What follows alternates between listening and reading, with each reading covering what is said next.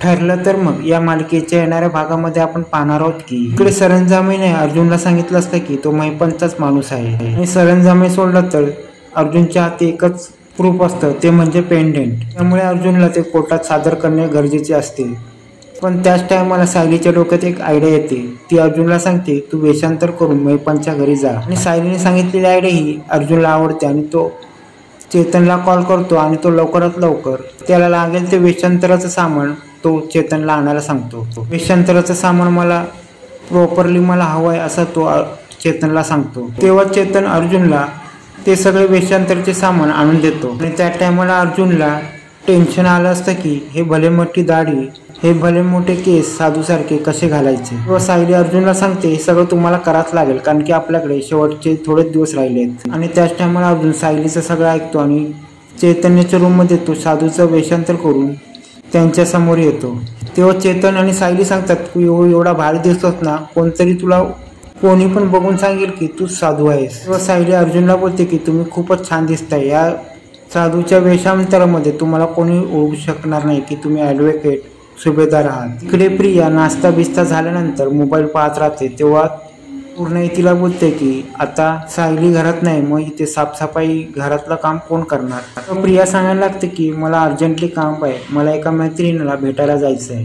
तो इथे कल्पना आणि पूर्णाईला एवढं माहीत असतं की ही प्रिया नसतं टोमणे द्यायचंच काम करते आणि कुठलंही काम करणे हे प्रियाच्या हातातच नाही आहे. त्यानंतर प्रिया साक्षीला फोन करते आणि प्रिया बाजूला जाऊन मोबाईलवर बोलण्याचा ढोंग करत असते. पण ती त्या टायमाला साक्षीला कॉल लावते. पण त्या टायमाला साक्षीची आई तिची पुण्यतिथी असते, त्यामुळे साक्षी डिस्टर्ब असते. आणि त्याच टायमाला साक्षीच्या जागी महिपंत तिचा कॉल उचलतो आणि महिपंत बोलतो का ग कशाला केलास कॉल. प्रिया बोलते अण्णा सर मला साक्षीची काहीतरी बोलायचं होतं. महिपंत बोलतो ती जरा कामात आहे कारण की तिच्या आईची पुण्यतिथी आहे. प्रिया बोलते मी कामात आहे. तेव्हा महिपंत बोलतो कामात काय, तू इकडे ये. आणि महिपंत बोलतो तिच्याशी तू गप्पा मार, तिचा मूड चांगला होईल. आणि महिपंत प्रियाला बोलतो तू जे आहे ते तिकडे ठेव आणि तू इकडे लवकरात लवकर इकडे ये. प्रिया विचार करते की पुण्यतिथी काय असू दे पण मला या सुभेदारांच्या घरामधील कामामध्ये सूट करा तरी मिळेल. महिपंतच्या घरी आल्यानंतर प्रिया ही साक्षीचं खोटं सातवण करत असते. पण त्या टायमाला साक्षीच्या डोळ्यातून पाणी येत असतं आणि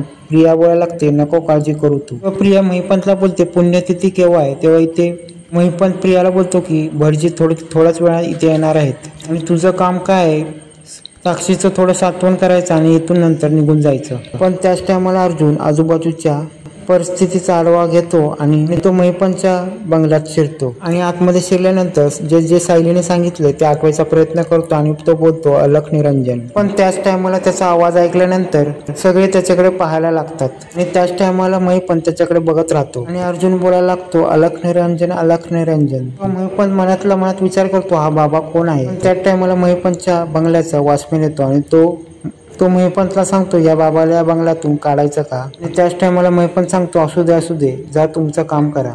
तो इथे महिपंत अर्जुनला प्रश्न विचारायला लागतो की कोण तुम्ही, कुठून आलात ते मला सांगाल का. आणि महिपंत त्या बाबाला बोलायला लागतो तुम्ही कोण आहात, कुठून आलात. तेव्हा अर्जुन महिपंतला बोलतो की तू श्राद्ध करत आहेस आणि हे श्राद्धाची विधी तुझ्या बायकोची आहे. आणि महिपंत त्या बाबाला बोलायला लागतो तुम्हाला कसं समजलं, कोणी सांगितलं. तो अर्जुन सांगायला लागतो की तुमच्या बायकोचा आत्मा या घरात अजूनही भटकतोय आणि तो अतृप्त आहे, त्याला तृप्ती मिळाली नाही आणि त्याची शांती झालेली नाही. आणि तुमच्या बायकोला जर शांती मिळाली नाही तर तुमच्यावर संकट येतच राहणार आहेत. आणि अर्जुन सांगायला लागतो की हा महिना तुमच्यासाठी घातक होणार आहे. तेव्हा इथे महिपंत घाबरतो आणि बोलतो की हा महिना म्हणजे विलास मर्डर केस ह्याच महिन्यात निकाल लागणार आहे आणि हा गुरुजी काय म्हणतोय म्हणजे हा अंतर्यामी आहे. तो महिपंत अर्जुनकडे जातो आणि बोलतो गुरुजी तुम्ही बरोबर ओळखलात. माझी मुलगी आणि मी खूप संकटात सापडलेलो आहोत आणि या संकटातून आम्हाला बाहेर पडायचं आणि माझ्या मुलीला या संकटातून बाहेर काढायचं आहे आणि मला काय झालं तरी चालेल, माझ्या लेकीला काय झालं नाही पाहिजे. आणि महिपंत अर्जुनला बोलायला लागतो तुम्ही अंतर्यामी आहे, तुम्ही तरी काहीतरी मार्ग काढून दाखवा. आणि महिपंत अर्जुन समोर हात जोडू लागतो. तो अर्जुन महिपंतला सांगायला लागतो की आता कोणाचा तरी जीव जाणार आहे. त्या टायमाला साक्षी घाबरते आणि तिला घाम सुटायला लागतो. तेव्हा अर्जुन सांगायला लागतो की मला एकच उपाय दिसतो. तेव्हा साक्षी आणि महिपंत सांगायला लागतो की सांगा कुठला उपाय. तेव्हा अर्जुन महिपंतला आणि साक्षीला सांगायला लागतो की तुम्हाला जर वाचायचं असेल तर तुमच्या बायकोच्या जुन्या आठवणी तुम्हाला परत जागा करायला लागणार आहेत. आणि त्याच टायमाला अर्जुन हे मंत्र बोलायला लागतो आणि महिपंत आणि साक्षी या दोघांना पण वेड्यात काढलेलं असतं आणि दोघंही आता घाबरलेले असतात. ते महिपंत साक्षीला बोलतो की तुझ्या आईची कुठली वस्तू तू फेकून दिली आहेस का. साक्षी सांगायला लागते की मला लक्षात येते की मी त्या आईचं पेंडेंट होतं ना आणि ते अर्धवट तुटलेलं होतं आणि त्याचा तुकडा कुठे पडला आहे तो मला माहित नाही. बाकीचं राहिलेलं पेंडेंट ती बाजूला ठेवलंय आणि माझ्या वाढदिवसाला मला ते आईने दिलं होतं आणि ते भेट वस्तू म्हणून दिलेलं होतं. तेव्हा महिपंत बोलतो जा लवकर जाते घेऊन ये. आणि साक्षी ते राहिलेलं पेंडेंट घेऊन येते आणि ते अर्जुनचं पूर्ण अर्ध काम झालेलं असतं. तो महिपंत सांगायला लागतो की गुरुजी अजून काय गोष्टी असतील तर सांगा आणि अजून कुठलं संकट दूर होत असेल तर सांगा, पाहिजे तर तुम्हाला मी पैसे देतो. पण आता इथे अर्जुनने महिपंत आणि साक्षीला दोघांनाही त्यांनी वेळात काढलेलं असतं. पण त्या टायमाला तिथे नागराज येतो आणि बोलतो मला उशीर झाला.